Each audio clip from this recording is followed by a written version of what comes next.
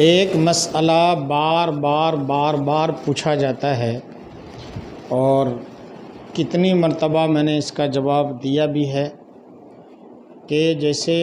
قرآن پاک ہاتھ سے چھوٹ جائے اور زمین پر آ جائے تو اس کے لیے کیا کرنا پڑے گا۔ عورتوں میں رواج ہے کہ صاحب اتنا چاول صدقہ کر دو یا اتنا آٹا صدقہ کر دو یا اتنے پیسے صدقہ خیرات کر دو، کیا یہی طریقہ ہے؟ یا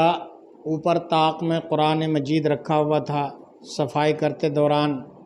وہ نیچے آ گیا تو اب کیا کرنا چاہیے؟ چونکہ ہمارے ہاں ہوتا یہ ہے کہ قرآن کو پڑھا کم جاتا ہے، صرف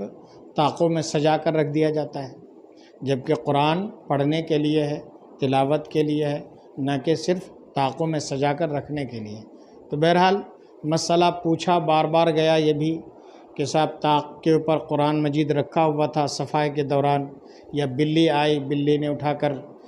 پھینک دیا، اس کی وجہ سے نیچے آ گیا قرآن، زمین پر آ گیا، یا ہاتھ سے چھوٹ گیا زمین پر آ گیا، تو اب اس کے لیے کیا کفارہ دینا چاہیے، کیا کرنا چاہیے؟ تو دیکھیے یہ جہالت بھری باتیں ہیں،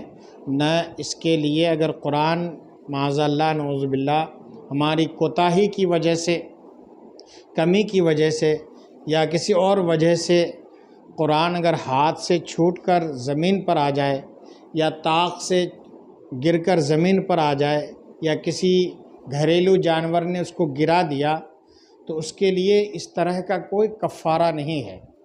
کہ بھئی 5 کلو 10 کلو آٹا دو یا چاول دو یا پیسے دو، اس کے لیے کوئی کفارہ نہیں ہے۔ آپ اللہ سے استغفار کر لیں، قرآن کو سینے سے لگا لیں، چوم لیں، اور آئندہ کے لیے نیت کریں اس بات کے لیے کہ آئندہ ہم سے یہ کمی کوتاہی اور غلطی نہیں ہو پائے گی۔ تو اس کے لیے کوئی کفارہ وغیرہ نہیں ہے، بس قرآن رب کی بارگاہ میں توبہ استغفار کریں، قرآن کو چوم لیں، اور آئندہ کے لیے پکی نیت اور پکا عہد کر لیں کہ ہم سے یہ کمی اور کوتاہی نہیں ہو پائے گی۔ اللہ تعالیٰ اپنا فضل و کرم ہم سب پر فرمائے۔